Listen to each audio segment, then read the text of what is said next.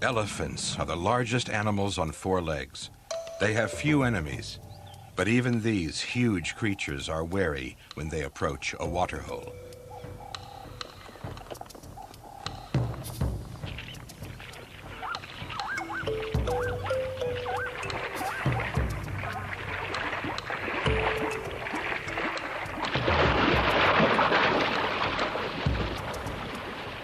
The zebra and antelope are nervous too. They know that where they gather to drink, predators come to hunt. It's not only the larger creatures which are in danger.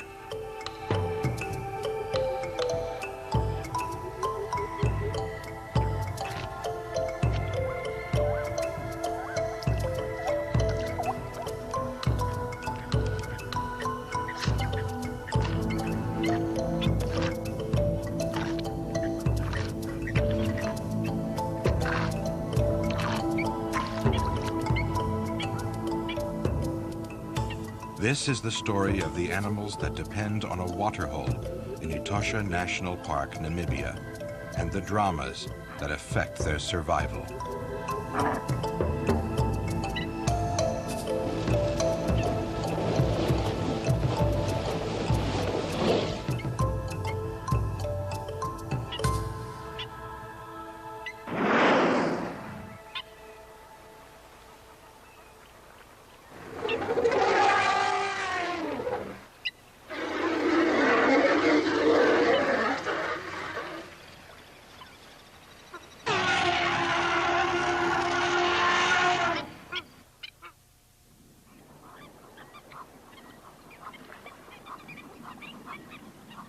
This waterhole is different from most in Africa. It's fed by a spring and never dries up. After the rains, it's full of water, yet surprisingly empty of animals. At this time of year, residents like the dabchick and red-billed teal have the place to themselves.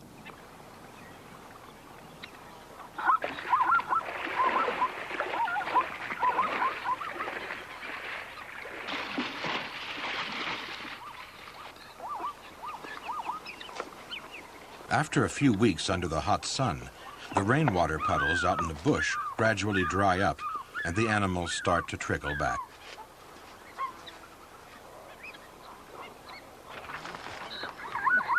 The return of the herds is bad news for a pair of blacksmith plovers, which have decided to nest at the water's edge.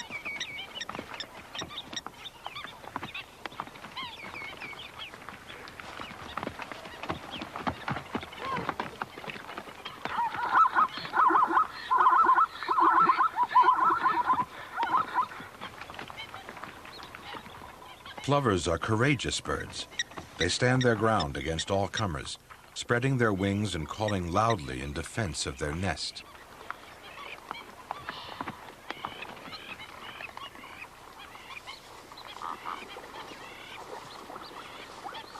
The rains have watered yellow flowering weeds that flourish where all the grass has been eaten around the waterhole. They're edible, although not particularly palatable.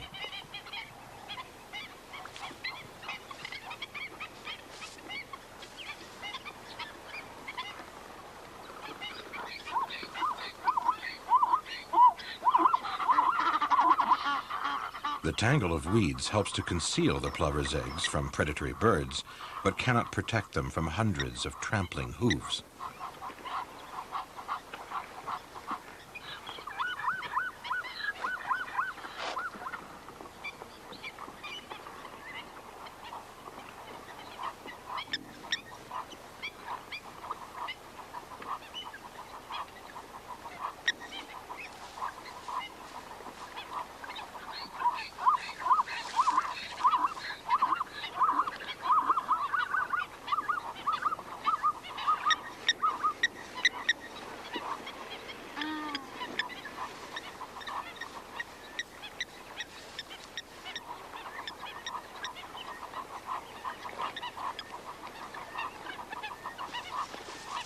Three warthogs intent on a drink in a wallow add to the plover's problems.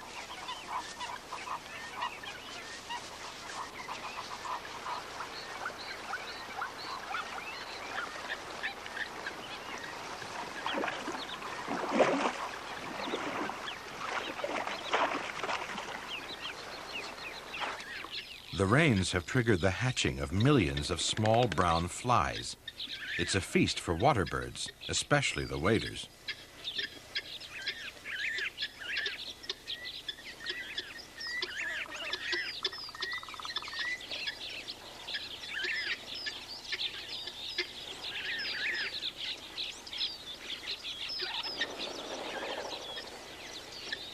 The greenshank picks off the flies, one at a time. The fulvous tree duck and the Cape teal scoop them by the beakful.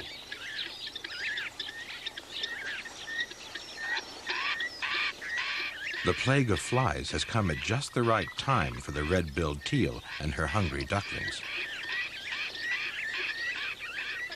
There always seems to be one chick in every brood that doesn't realize the danger of wandering off on its own. A lone duckling represents easy prey to a lanner falcon.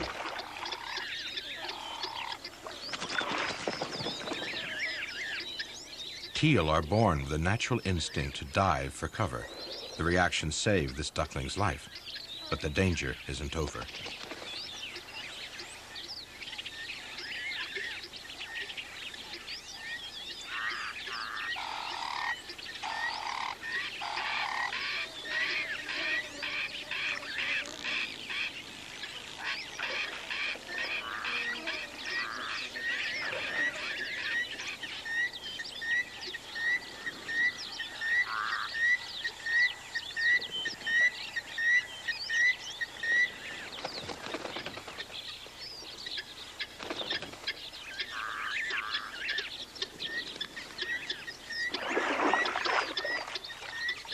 Amazingly, the whole family has survived, thanks partly to their mother's brave defense, but also to the brood's ability to duck dive.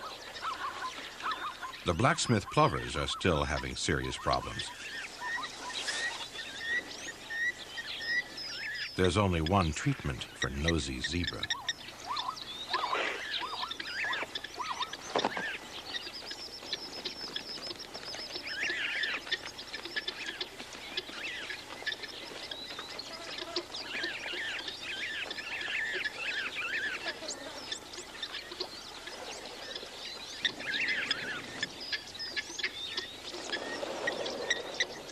In the end, it isn't the zebra's hooves that prove the plover's undoing. Tawny eagles are predators, but they are also opportunists, and eggs are always welcome.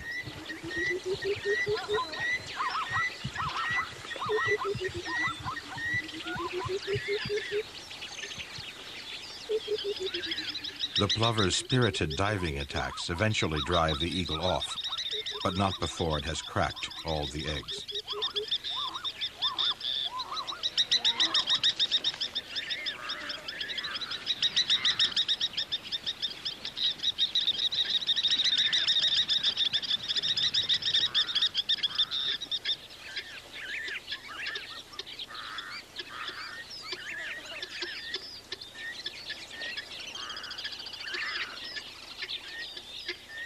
The parents recover the cracked shells and pull out the embryos, but too late. They're dead.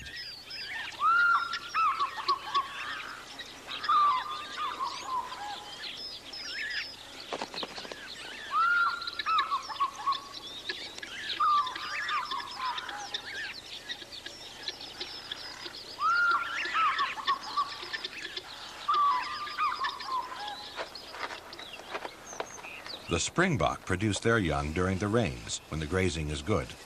Their lambs are one of a lion's favorite prey. They're not very filling, but they are easy to catch.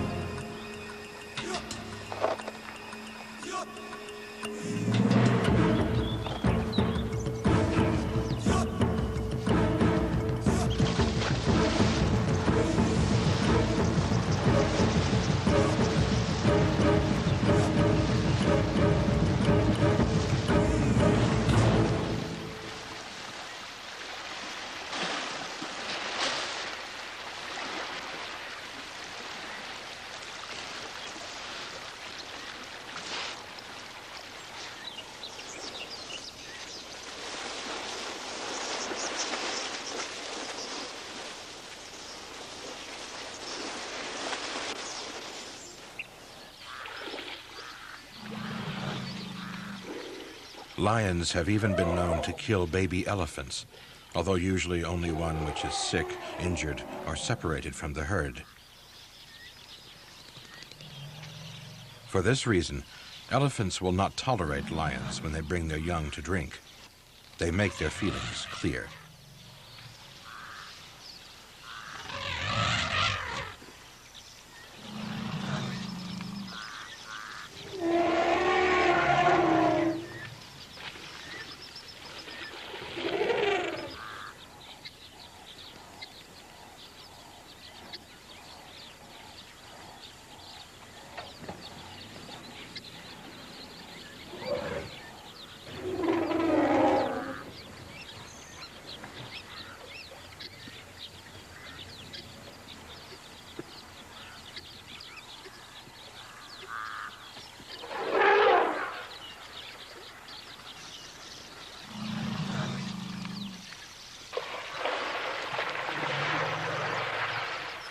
During and just after the rains, the elephants of Etosha disperse into the woodland to the northeast of the waterhole.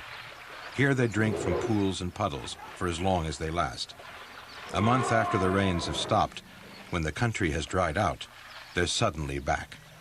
There's nothing an elephant loves more than water.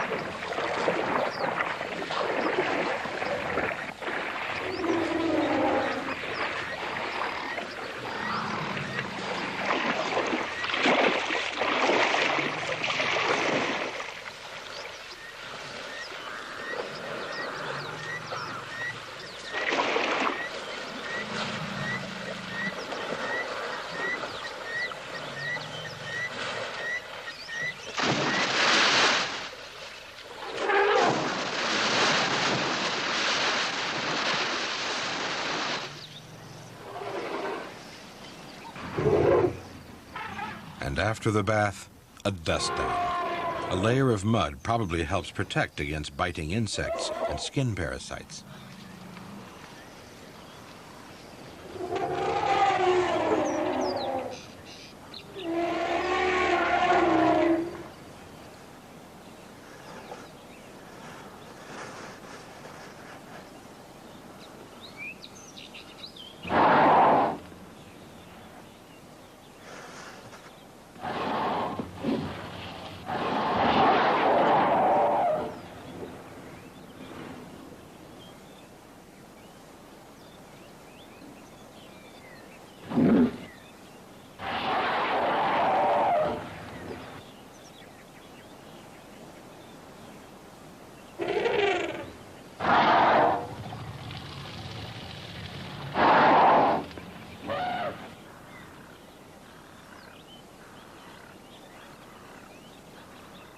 These yellow flowers grow on a low, scrubby species of acacia. The sweet, nectar-rich flowers are a favorite food of giraffe.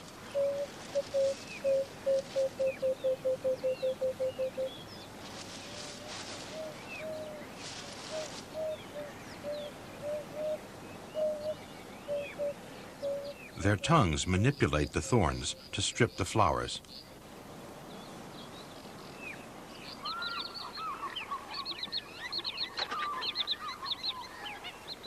A drinking giraffe is in an awkward position and vulnerable to attack by lions. To reduce the risks, giraffe try to drink in groups with at least one animal standing guard.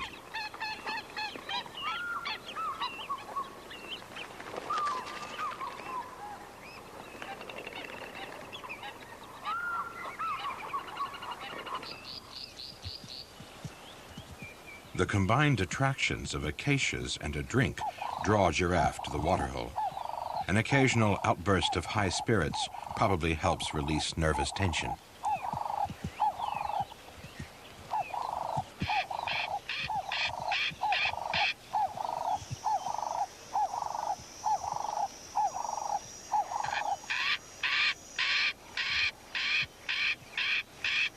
As with a herd of horses, it all seems to be triggered by one skittish animal.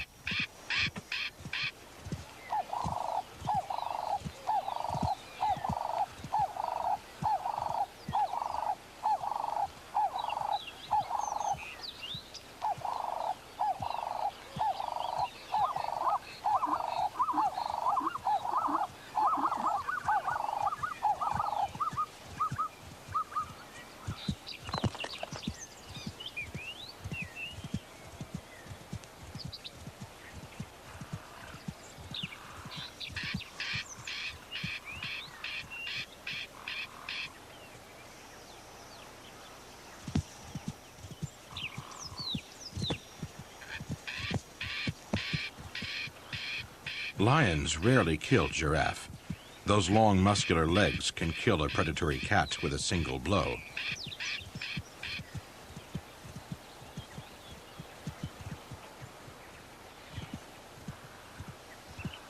This giraffe is an exception. It has a bad shoulder wound, which probably encouraged this lioness.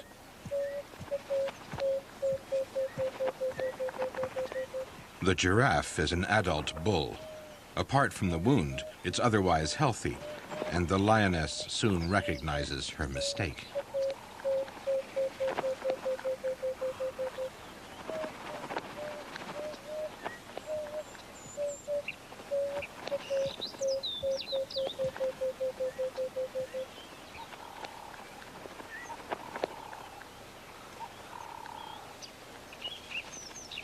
The giraffe must be very thirsty to risk walking through the middle of the pride, even if they are more intent on sleeping than hunting.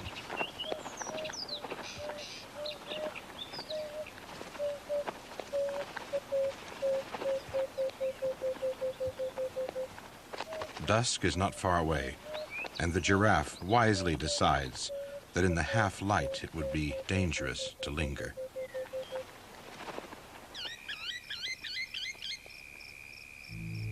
At sunset, the prey animals leave the waterhole to seek the comparative safety of the open plains.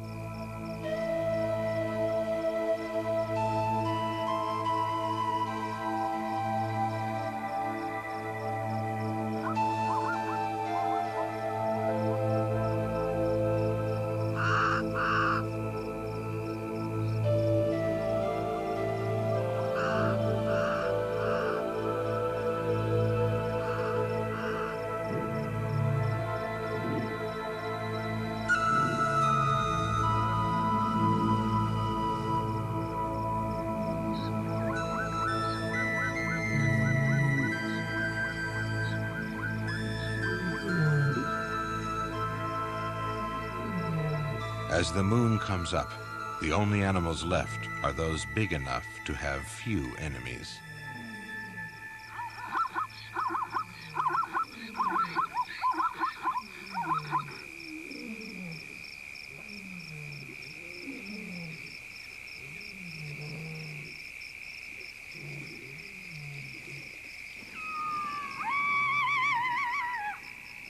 What happens at the waterhole in darkness often remains unseen, but when there's a full moon, it's sometimes just light enough to watch the dramas that unfold.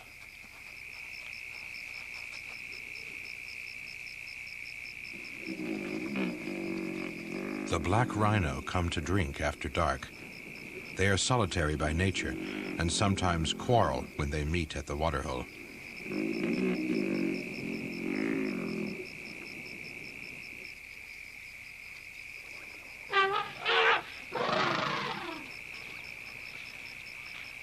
The elephant herd ignores the rhino and takes pride of place at the water.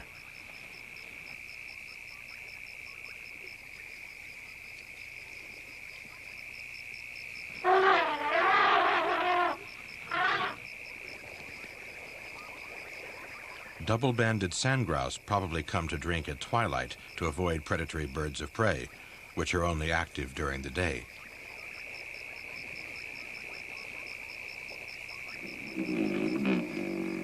Rhinos are very protective of their calves and regard all other rhinos as a potential threat.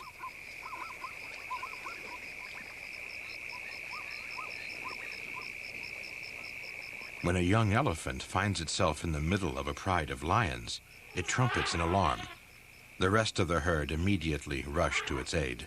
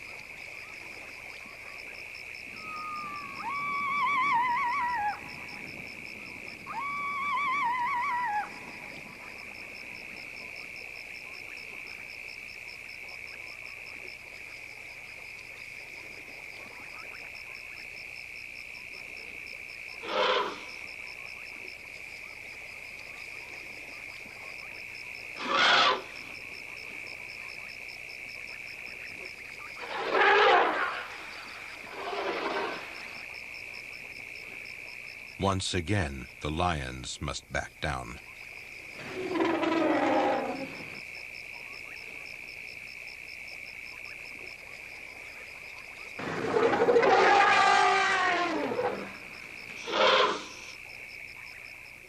For now, there is peace at the waterhole. But at sunup, the predators will be on the hunt again.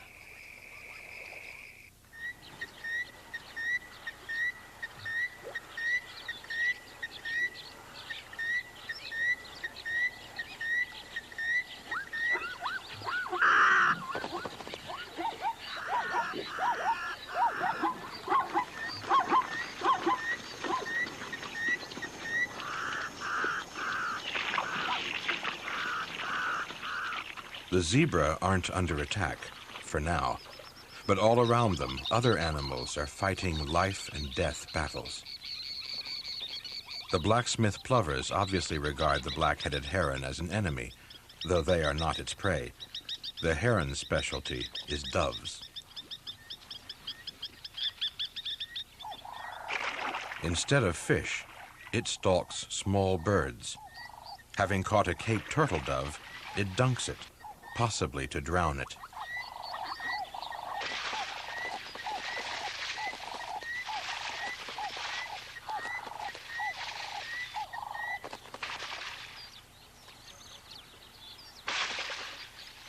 The heron has its own problems. Tawny eagles steal a percentage of its catch.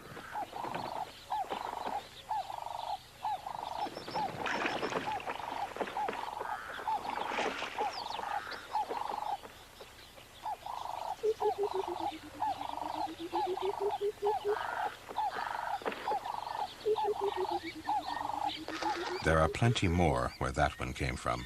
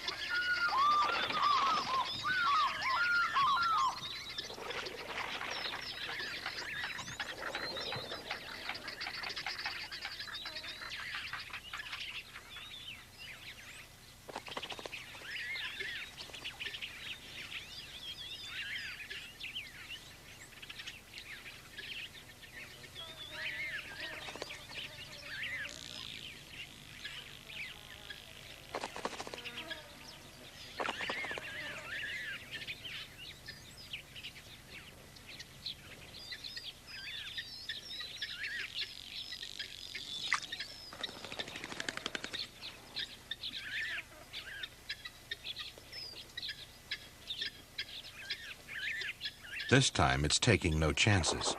It flies off with its prey before the eagle can catch it.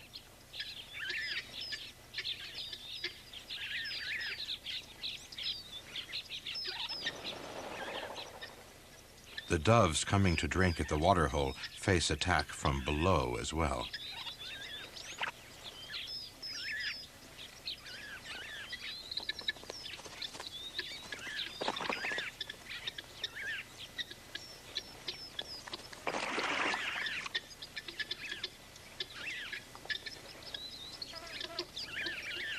This one is lucky to escape.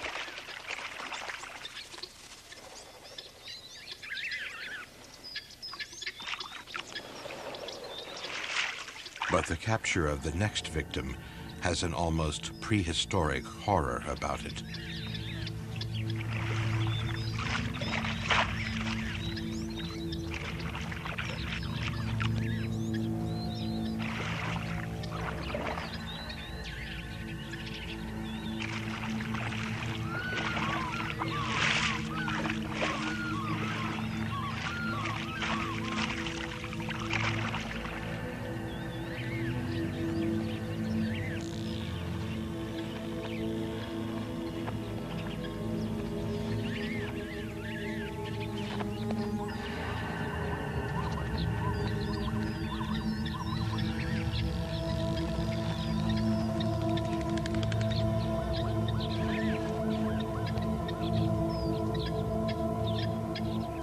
The terrapins, finding themselves too far from the water to feel safe, scuttle back to try again. The dove is badly injured and is unlikely to survive long.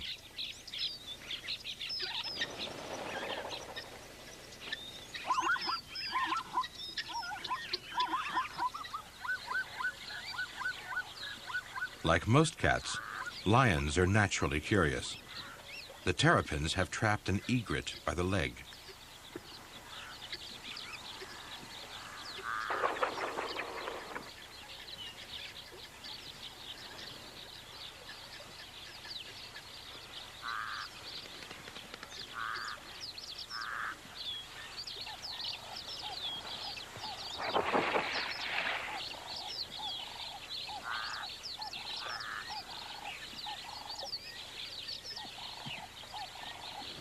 At least one terrapin has got a firm grip on the egret's foot. The lions are cautious.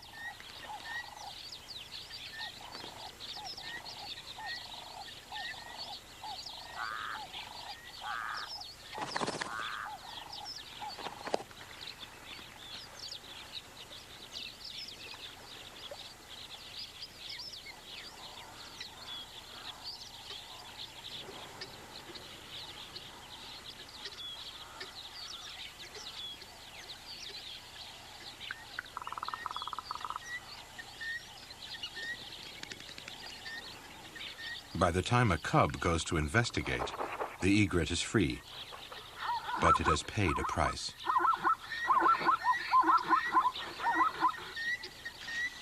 The bird is lucky.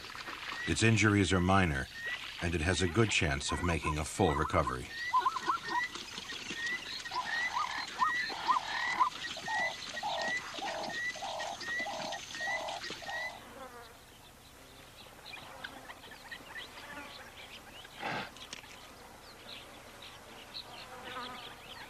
Few predators get the better of a terrapin, but the fish eagle's curved talons and hooked beak can find the chinks in the armor. It's one reason these reptiles rarely venture far from the safety of the water.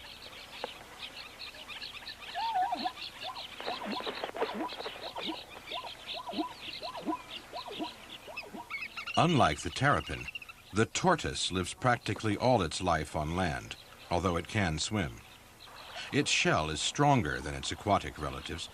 Even so, an elephant could accidentally crush it underfoot.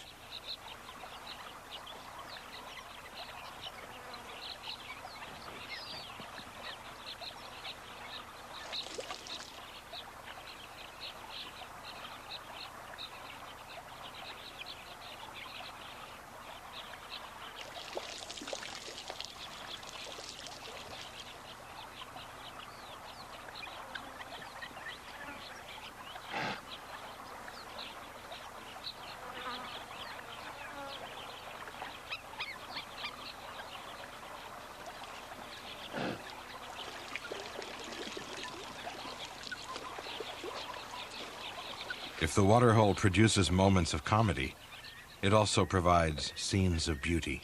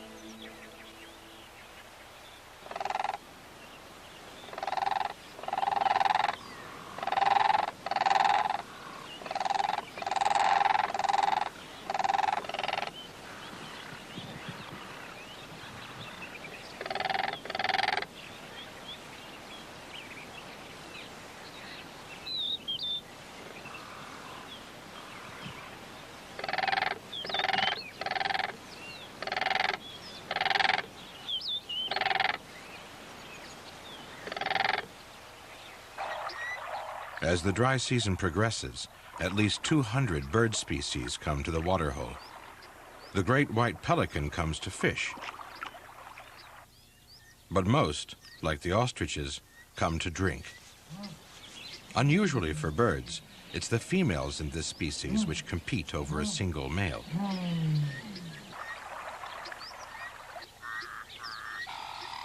A bateleur eagle brings its two young. Now fully fledged, the chicks will soon have to set up territories. Theirs, too, is a battle for dominance.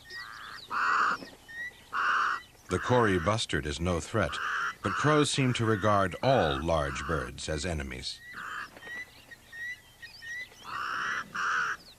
It's not a continuous drama. The majority of birds drink and bathe in peace.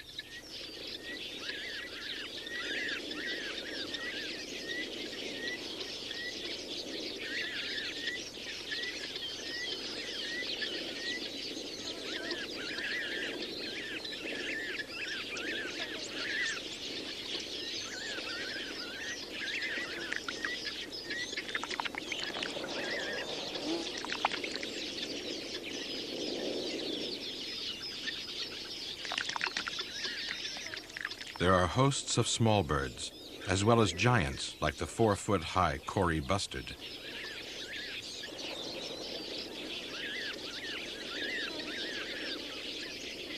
Crowned guinea fowl often arrive in huge coveys.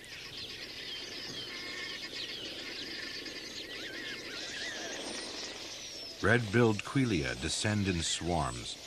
Both species rely on safety in numbers to confuse their predators.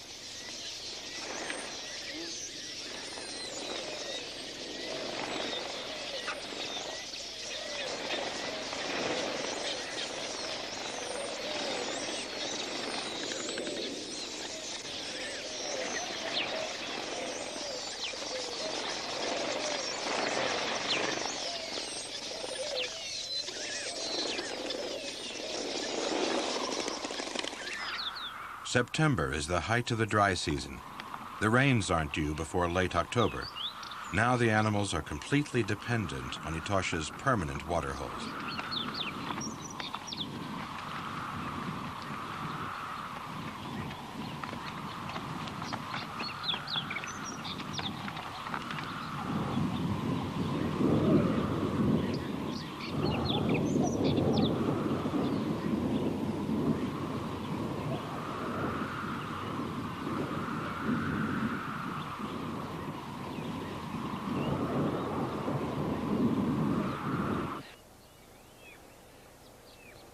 a large family of banded mongooses comes to drink.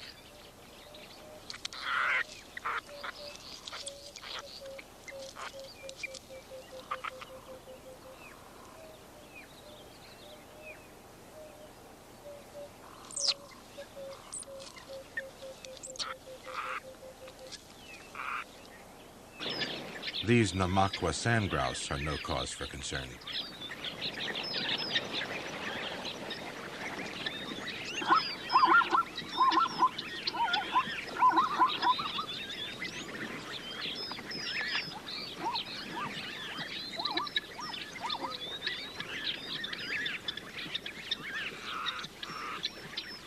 Nor is a wallowing warthog, but a jackal is a serious threat.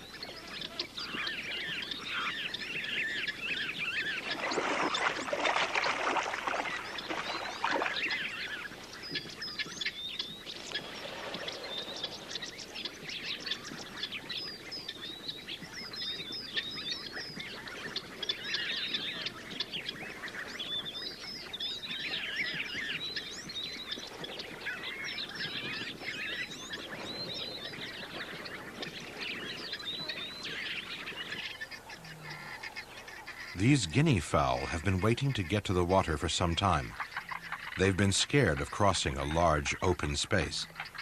The coveys have gradually built up until there are hundreds of birds waiting to cross.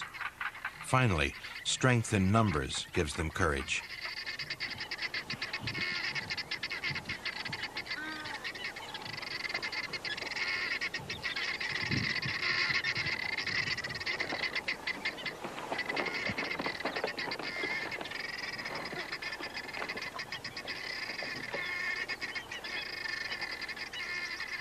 The jackal is a capable hunter, but is confused by so many potential victims.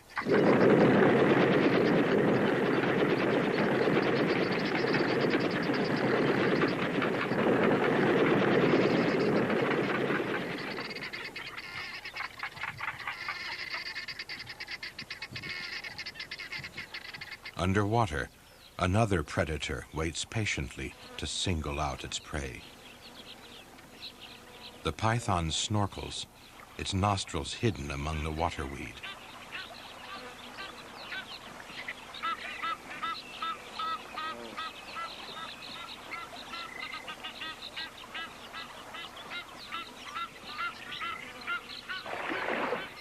An Egyptian goose spots the danger.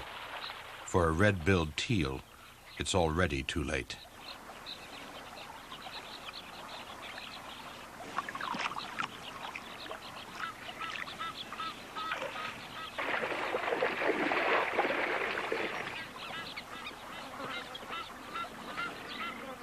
The python can stay totally submerged for an hour or more, but eventually it must breathe.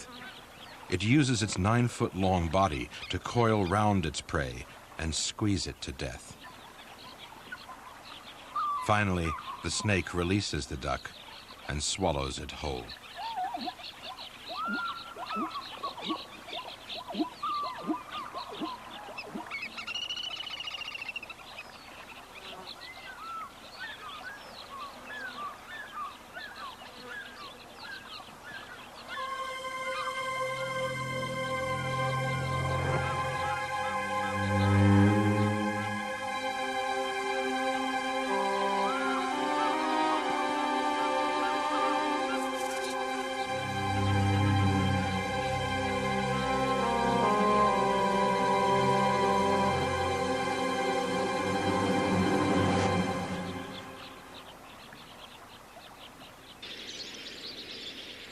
Flamingos aren't usually found feeding at small water holes. They're normally seen on large soda lakes or at the coast.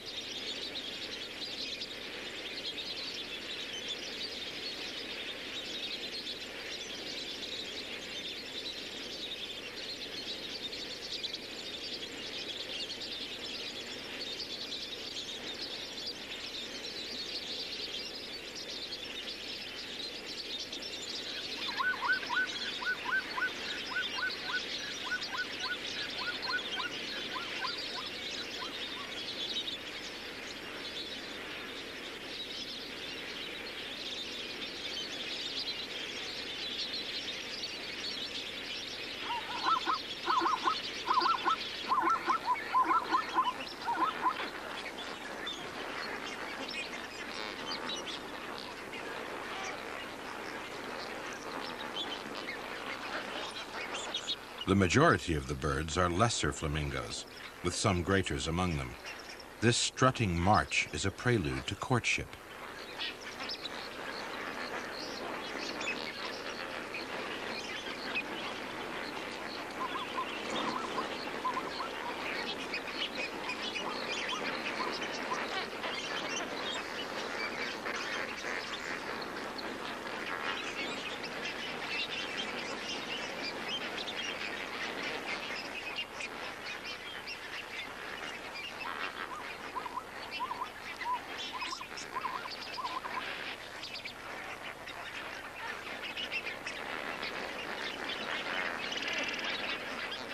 The flamingos normally live on algae, but under these drought conditions, they are forced to compete with avocets for crustacea.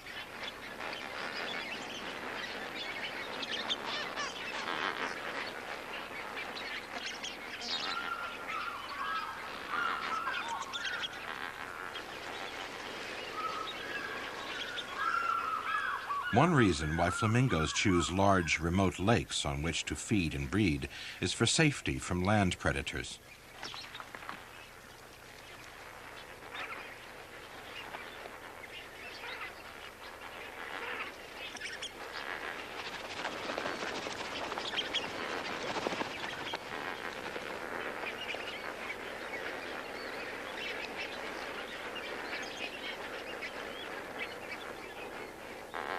When the rains come, the flamingos will return to new pools on the Etosha Pan.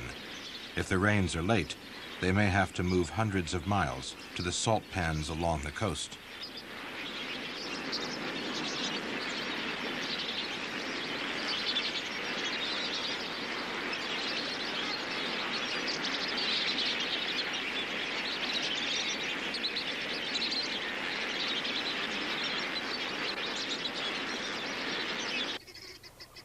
The height of the dry season is easier for hunters. Antelope, like these kudu, have to congregate at the waterhole.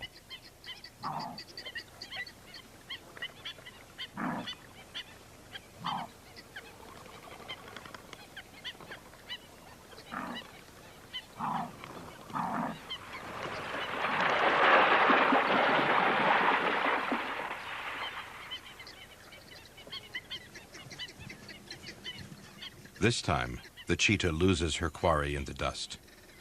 She's got a large family to feed, so she'll stay around the waterhole until she is successful.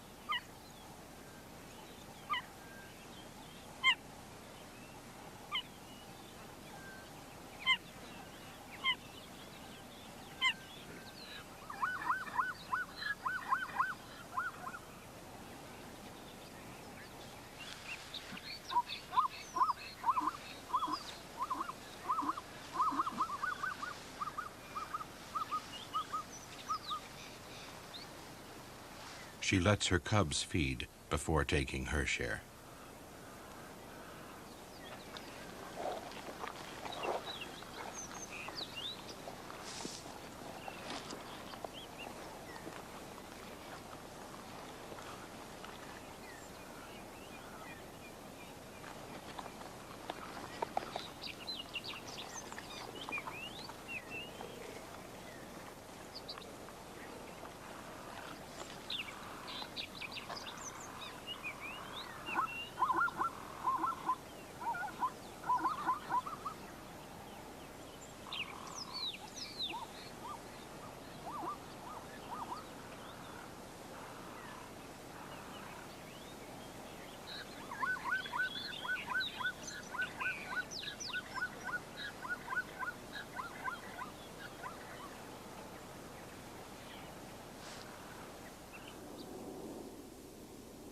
It's October, and the rains are coming. The springboks see the approaching storms and start to move away from the permanent water. There's food and drink out where the rain is falling.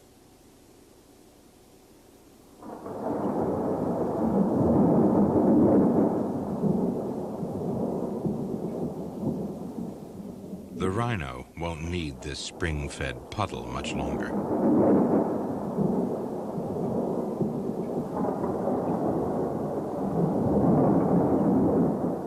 The springbok pronk with exuberance, as if they instinctively know that they will soon find release from the confinement and ever-present danger of the waterhole.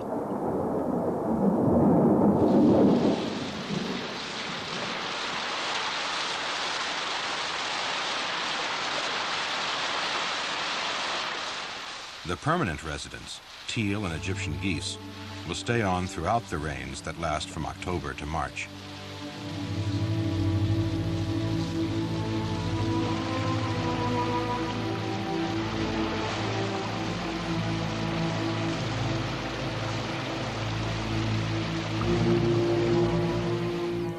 And at the end of the wet season, the grass will grow and the plains will be green again. The waterhole will still be there. It'll be a little fuller and a lot fresher, and there will hardly be an animal in sight.